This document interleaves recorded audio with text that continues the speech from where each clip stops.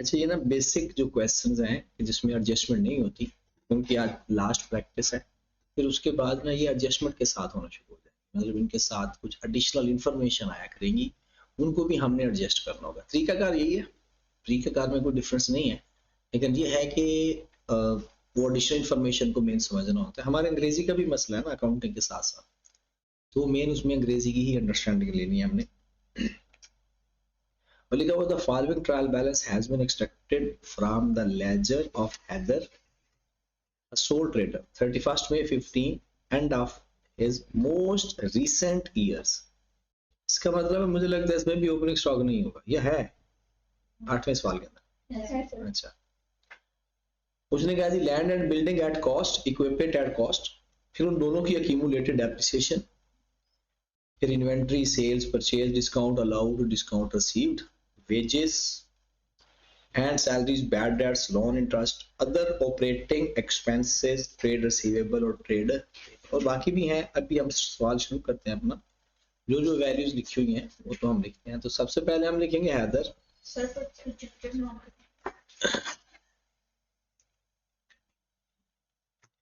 नाम लिखेंगे हैदर, और फिर लिखेंगे statement of comprehensive income, statement of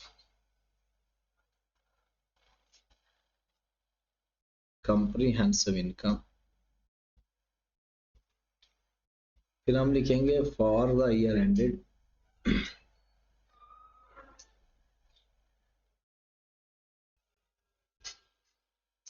31st May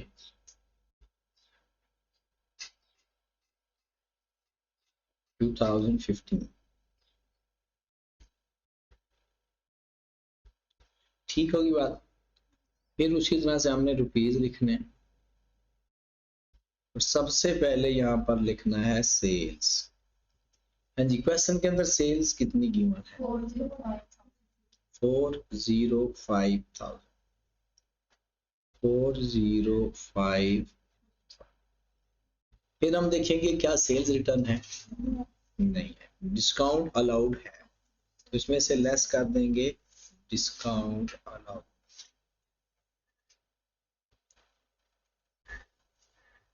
हाँ जी, डिस्काउंट अलाउड अपोजिट साइड पर होगा, क्योंकि इसमें से माइनस करना होता है। तो कितना है? 3370। 3370 माइनस कर देंगे तो कितना आ गया? 4016। हम दो कॉलम बना रहे हैं ना, वन कॉलम फॉर्मेट में करेंगे तो फिर इसके नीचे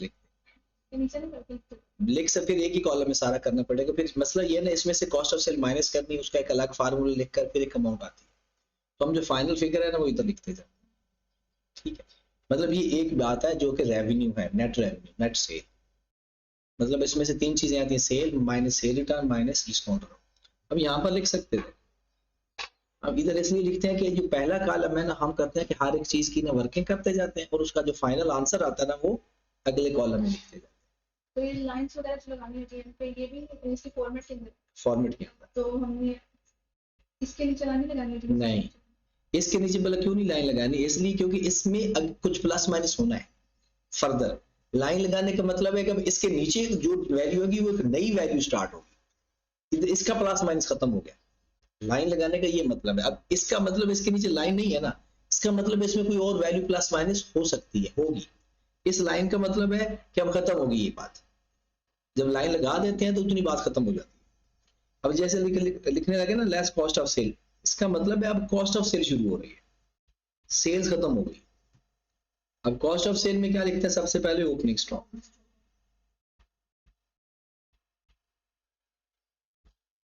जी, ओपनिंग स्टॉक कितना गिवन? 27,400। और परचेजेस कितनी गिवन है? 259,600। डिस्काउंट रिसीव्ड भी है 4,420। कैरेजन है? ओपनिंग स्टॉक कितना बताइएगा? 27,400 प्लस हम कर देंगे इसमें परचेजेस 259,600 600.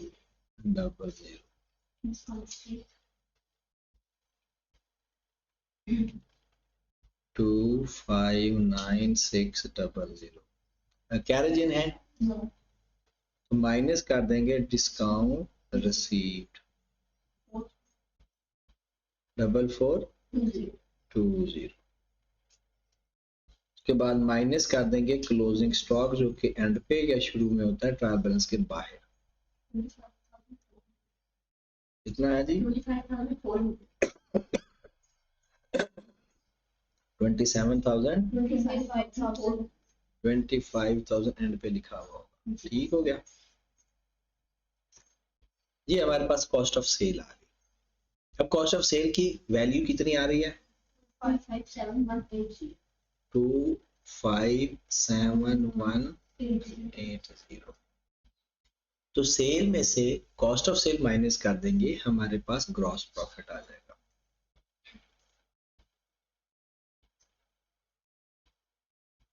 जी 1,445,000 1,445,000.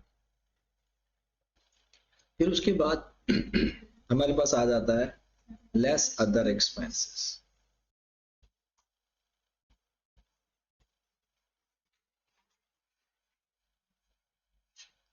अब अदर एक्सपेंसेस में सारी जो डेबिट साइड पर एक्सपेंसेस आ रहे होंगे हम वो लिख देंगे, जिसमें हमारे पास वेजेस एंड सैलरी आ रहा है, बैड डेट आ रहा है, लोन इंटरेस्ट फाइनेंस कॉस्ट है. लोन इंटरेस्ट फाइनेंस कॉस्ट है, क्योंकि फाइनेंस कॉस्ट क्या होती है? जब आप लोन लोगे या बैंक को जो पैसे पे करते हो ना अगेंस्ट फाइनेंसिंग, वो फाइनेंस कॉस्ट.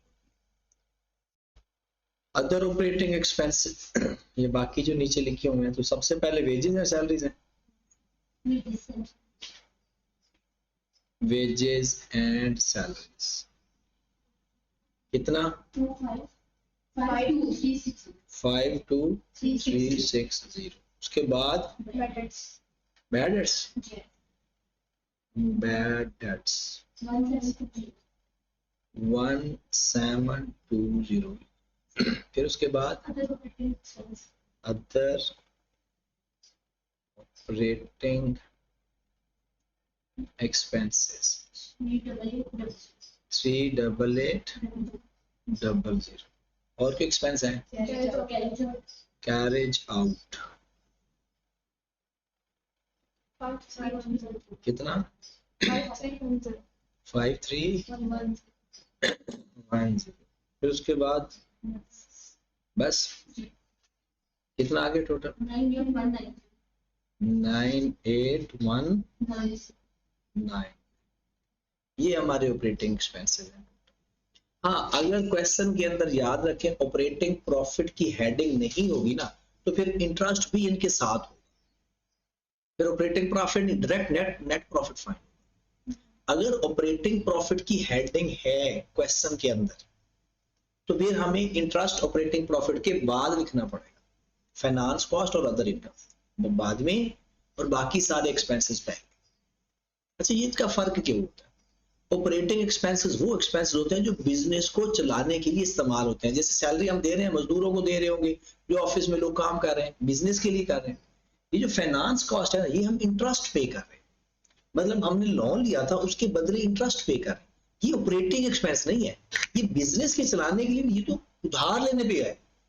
तो ऑपरेटिंग एक्सपेंस पहले लिख देते हैं सारे, इसके अलावा जो खर्चे आते हैं वो हम फिर बाद में लिख देते हैं ऑपरेटिंग प्रॉफिट के नीचे. तो हमारे पास ऑपरेटिंग प्रॉफिट कितना आ गया? ऑपरेटिंग प्रॉफिट कितना है? 46260. फिर उसके बाद क्या? Less finance cost. Finance cost में एक लोन इंटरेस्ट है कितना? 1560. और कोई फाइनेंस कॉस्ट है? अदर इनकम है कोई? Add other income.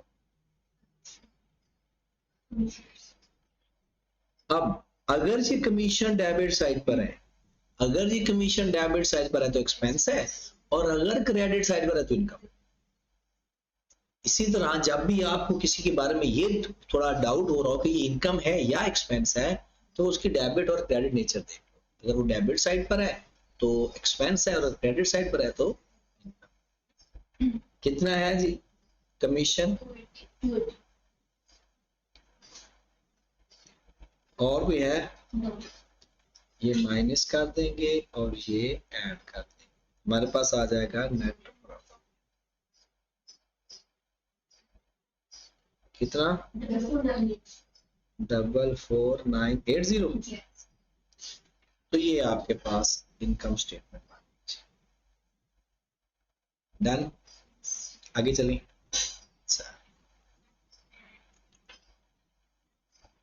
उसके बाद हमने लिखना है जी फिर से Haider statement of financial position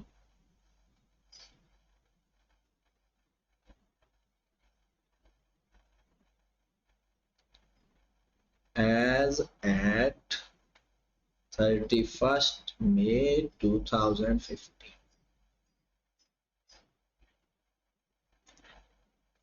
हाँ जी, क्वेश्चन सॉल्यूशन आपने अपने सामने रखना है और मुझे बताते जाना है कि इसमें क्या क्या कोई इश्यू है। तो देखिए, नॉन करंट एसेट्स। हाँ जी, सबसे पहले हमारे पास लैंड एंड बिल्डिंग है, उसकी कॉस्ट है 90,000 और उसकी एक्यूमुलेटेड डेप्रिसिएशन है 12,500।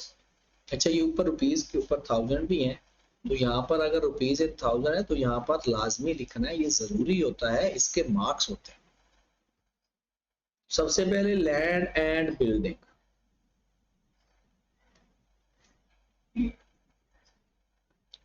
$90,000 उसकी कॉस्ट थी, 12,500 उसकी एक्यूमुलेटेड डेप्रिसिएशन। तो कॉस्ट माइनस एक्यूमुलेटेड डेप्रिसिएशन करेंगे कितना? 77,500। लैंड एंड बिल्डिंग के बाद इक्विपमेंट है,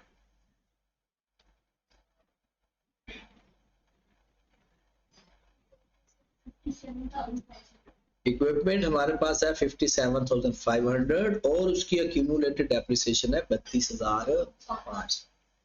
तो 57,500 माइनस 32,500 कितना?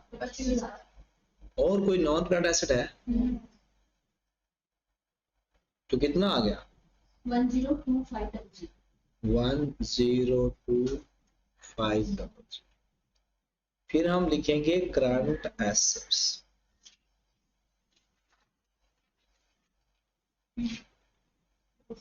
अब करंट एसेट्स में सबसे पहले हम लिखते होते हैं स्टॉक, और यहां पर क्लोजिंग स्टॉक लिखते होते हैं। अच्छा, ओपनिंग क्यों नहीं लिखते? थोड़ा सा इसको ना आप समझना भी शुरू करो।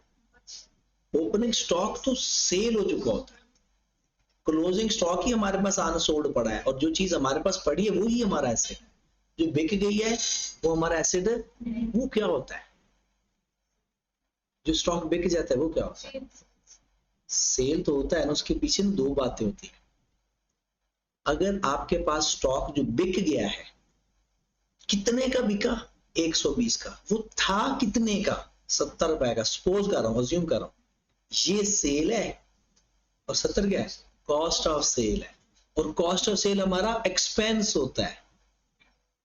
कॉस्ट ऑफ सेल हमारा और सेल हमारी इनकम होती है। फिर हम इन दोनों को माइनस करते हैं तो हमारे पास आता है ग्रॉस प्रॉफिट। अब कहेंगे सर इतना आसान तो नहीं लिखा हुआ पीछे, वो तो लिखा हुआ है opening stock plus purchases minus purchases return. आप खुद सोचें, मेरे पास स्टॉक पहले 10 रुपए का पड़ा हुआ था, पुराना पड़ा हुआ था ना, उसकी कीमत क्या थी? 10 रुपए की। अब मैंने 60 रुपए का और भी स्टॉक खरीद लिया, अब मेरे पास स्टॉक कितने का हो गया? 70 रुपए का। इसका मतलब है इस स्टॉक के ऊपर मेरा 70 रुपया खर्चा किया हुआ है, एक्सपेंस आया हुआ है। अब मैंने इसको बेचा, इसमें से मैंने बेच दिया 50 का, 50 का बेच दिया। अब 50 का बेच दिया तो हमारे पास कितना रह गया? 20। देखना 70 का टोटल है, इसमें से 50 वाला बेच दिया, चाहे 200 का बेचा चाहे 250 का बेचा, वो तो सेल हो गया ना। जो बच गया मेरे पास इस 70 में से वो कितना है? 20। और बिका कितना? 50। 50 कॉस्ट ऑफ सेल है। 50 जो चीज मैंने बेची है उस पे मेरा खर्चा है, और जो 20 है वो मेरा भी नहीं बिका, वो कॉस्ट ऑफ सेल में नहीं आएगा, वो एसेट में आएगा, क्योंकि वो अभी मेरे पास मौजूद है और वो मैंने आगे बेचना है। अब मैं जो क्लोजिंग स्टॉक इसमें से माइनस कर देता हूँ, opening stock plus purchases minus closing stock, तो आपके पास 50 रुपए आएगा कॉस्ट ऑफ सेल के पे। ये वो स्टॉक है जो मैंने बेचा है और इसके ऊपर मेरा खर्चा इतना आया हुआ है, और बेचा कितने का है? 200 का, 250 का, 300 का, जितने का भी, फिर उनको माइनस करूंगा, प्रॉफिट आ जाएगा। तो इसलिए ये जो ओपनिंग स्टॉक हम करते हैं, फिर परचेज रिटर्न, ऐसी बात, जो खरीदा था वापस कर दिया तो वो निकाल देंगे, वो खर्चा तो ना हुआ ना। जो मैंने खरीदा था वो मैंने वापस कर दिया तो वो खर्चा मेरा खत्म हो गया, मुझे डिस्काउंट मिल गया, मेरा खर्चा और कम हो गया। मुझे उनकी ट्रांसपोर्ट के ऊपर किराया लगा, खर्चा कम हुआ ज्यादा हुआ तो ऐड कर दिया। वो सारे खर्चों को नेट करके कॉस्ट ऑफ सेल का नाम दिया। ठीक होगी बात? चले जी, स्टॉक कितना है जी हमारे पास? 25,000। 25,000। फिर डेटर्स कितनी अमाउंट की है? 46,200। फिर cash in hand cash in hand 151। और कोई है करंट एसेट? चलो जी, इन सबको प्लस कर 71751। ये हमारे पास आ गया टोटल एसेट्स। कितने आ गए टोटल एसेट्स? 174,254,251। उसके बाद हमने लिखा equity and liabilities. Equity and liabilities. Equity and liability में क्या आता है जनाब? सबसे पहले आता है कैपिटल। इक्विटी का हेडिंग देना है कैपिटल। कैपिटल कितना है? 945,945,01। इसमें हमने प्लस कर देना है नेट प्रॉफिट। वो कितना आया था हमारा? 44,998 माइनस कर देंगे प्राइस। प्राइस कितनी है? 28930। 289। ये हमारे पास क्लोजिंग कैपिटल या इक्विटी आ गया। कितना? 110 110,551। फिर हम करेंगे नॉन करंट लायबिलिटी।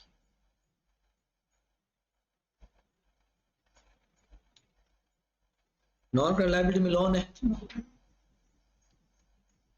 कितना लोन है? 15,600। और करंट लायबिलिटी? करंट लायबिलिटी कितनी है? Trade payables.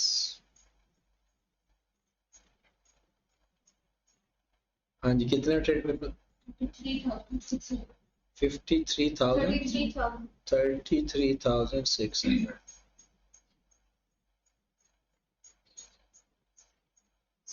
33,600। फिर bank overdraft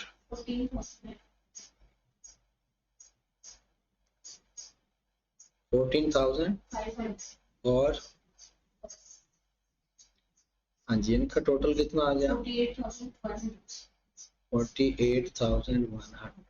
total equity and liability. Total equity and liability कितना? 174,251। ओके की बात।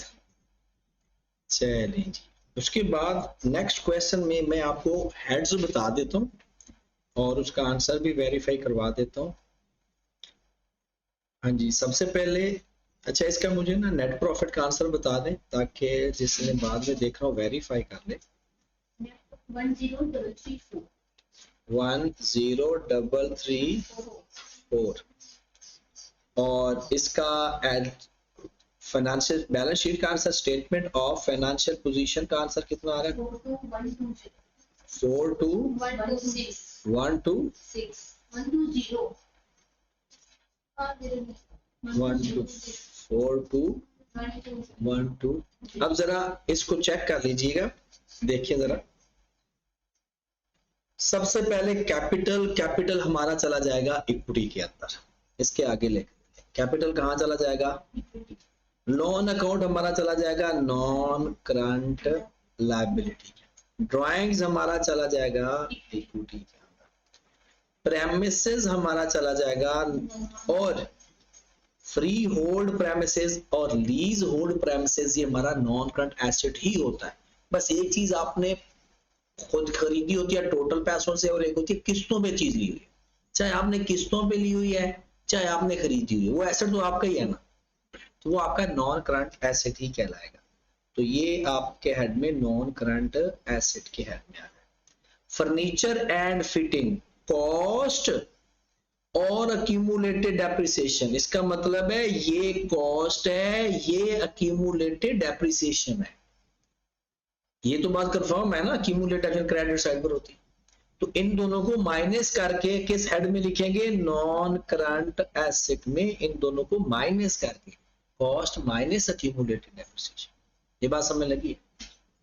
आगे लिखा हुआ plant and machinery cost and accumulated depreciation, इसका मतलब है 8000 कॉस्ट है, 2500 उसकी अक्यूमुलेटेड डेप्रिसिएशन है। तो हम इसको कैसे लिखते हैं? आपस में माइनस करके, और लिखेंगे किस हेड के नीचे? Non current. तो आपके 3 नॉन करंट एसेट, प्रेमिसेस की तो अक्यूमुलेटेड डेप्रिसिएशन है ही नहीं, वो एज इट इज लिख देंगे। फर्नीचर एंड फिटिंग की 700 माइनस 200, प्लांट एंड मशीनरी की 8000 माइनस 2500, क्योंकि उसने आमने सामने वैल्यू दे दी। फिर इन्वेंट्री आपका ओपनिंग स्टॉक आ गया। ओपनिंग स्टॉक कहां पे जाता है? कॉस्ट ऑफ सेल के head. Cash at bank current asset, cash in hand current asset, purchases cost of sale. फिर रेवेन्यू, रेवेन्यू सेल्स को कहते हैं, रेवेन्यू हमारा सेल्स होता है। आपने लिखना ही अब रेवेन्यू है, जो नाम इस्तेमाल हुआ हो वही लिखते हैं। बैड डेट्स कहां जाएंगे? अदर एक्सपेंस में। अब कमीशन, कमीशन लिखा हुआ है क्रेडिट साइड में, तो अदर इनकम में जाएगा। Trade receivable current asset, trade payable current liability. Bank charges finance cost, bank charges किस में जाएगा? फाइनेंस कॉस्ट में। रेंट डेबिट साइड पर है तो अदर एक्सपेंस, और अगर क्रेडिट साइड पर होता तो other. Return inward sales return, return outward purchase return. Salaries other expense, wages other expense. फिर ट्रैवलिंग एक्सपेंस है other expense. Carriage inward cost of sale में। डिस्काउंट अलाउड सेल में से माइनस होगा, मतलब रेवेन्यू में से माइनस होगा। Discount received cost of sale से माइनस होगा। General expense other expense. Gas electricity water other expense. Carriage outward other expense. Traveller की salary and commission other expense. Stationery other expense. और ये हमारा आ गया सैलरी। ठीक होगी बात? तो ये आपने आप खुद कर लेना है। और ये हमारा बेसिक लेवल का फाइनल अकाउंट खत्म हो गया। अब हमारा एडवांस लेवल का फाइनल अकाउंट शुरू। ठीक है।